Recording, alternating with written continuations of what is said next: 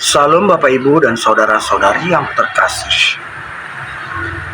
Hidup dalam masyarakat yang heterogen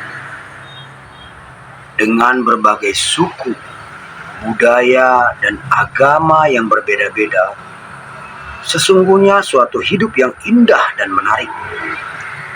Karena di sana kita akan banyak mengenal budaya dan gaya yang berbeda dari yang ada pada diri kita sendiri. Tapi dalam berbagai perbedaan itu, kadangkala kita juga akan mengalami berbagai pertanyaan tentang budaya dan agama kita dari orang-orang yang berbeda dari budaya dan agama kita. Jika pertanyaan itu sekedar ingin tahu, tidak menjadi masalah. Namun tidak jarang, ungkapan dan pertanyaan itu sengaja dibuat untuk menyudutkan atau mempersalahkan budaya atau ajaran agama kita. Bapak, Ibu, dan saudara-saudari terkasih, Nabi bukanlah Tuhan, sehingga seorang nabi dapat salah saat menghadapi permasalahan di tengah umatnya. Hal ini karena faktor kemanusiaan seorang nabi, hingga dapat terjadi toleransi atas suatu kesalahan umatnya. Dalam Injil hari ini, Yesus dipertentangkan dengan Musa oleh orang-orang Farisi perihal perceraian dalam suatu perkawinan. Yesus berkata, apa yang telah dipersatukan oleh Allah tidak boleh diceraikan manusia. Orang-orang Farisi mempertentangkan sabda Yesus ini dengan sikap Musa yang memerintahkan untuk memberi surat cerai kepada seseorang yang menceraikan istrinya.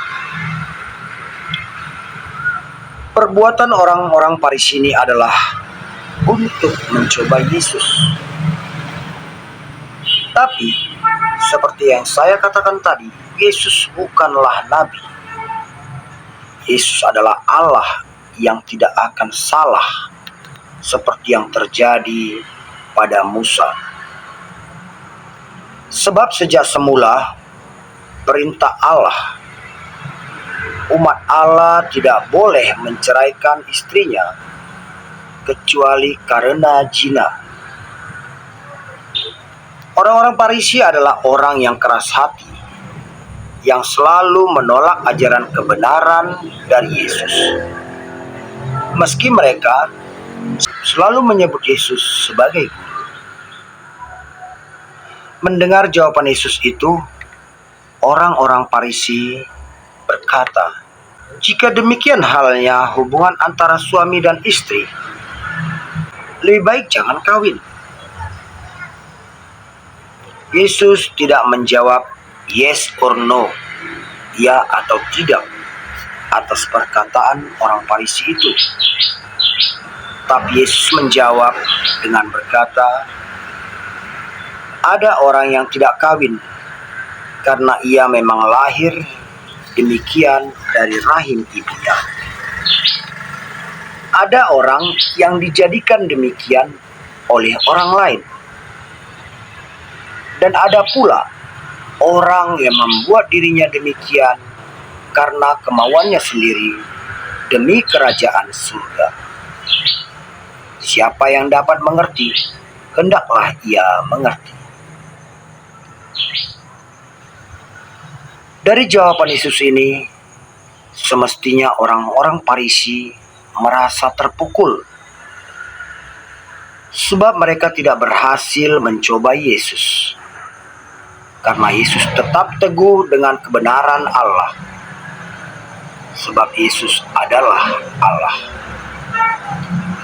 Bapak, Ibu, dan saudara-saudari yang terkasih, sebagai orang Katolik, saya pernah mendapat pertanyaan dan ungkapan dari teman saya perihal pastor dan suster yang tidak kawin.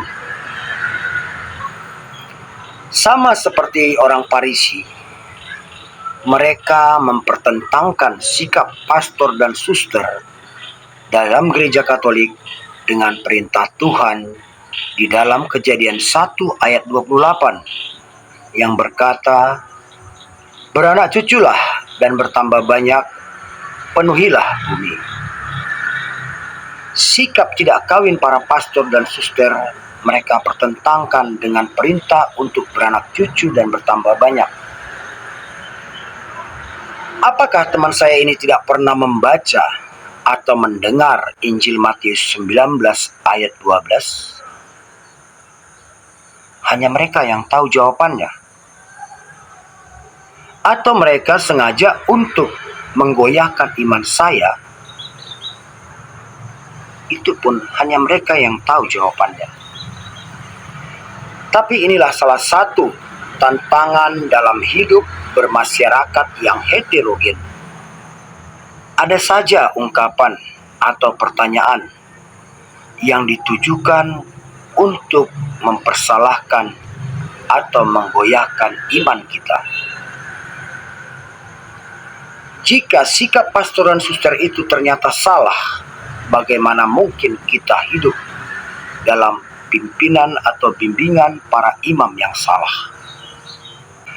Sebagai orang Katolik, kita sangat perlu memahami sabda Yesus di dalam Matius 19 ayat 12 ini, agar kita tidak terjebak di dalam ketidaktahuan kita.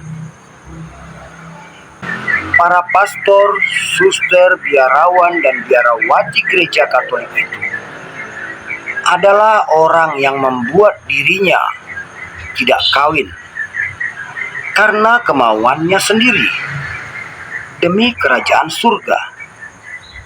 Dan ini adalah sesuai dengan sabda Yesus di dalam Matius 19 ayat 12. Mereka bukan menentang sabda Allah yang tertulis dalam Kejadian 1 ayat 28. Bapak, Ibu, dan saudara-saudara yang terkasih, semoga sabda Tuhan hari ini menambah wawasan kita akan iman Katolik yang benar. Amin. Tuhan memberkati.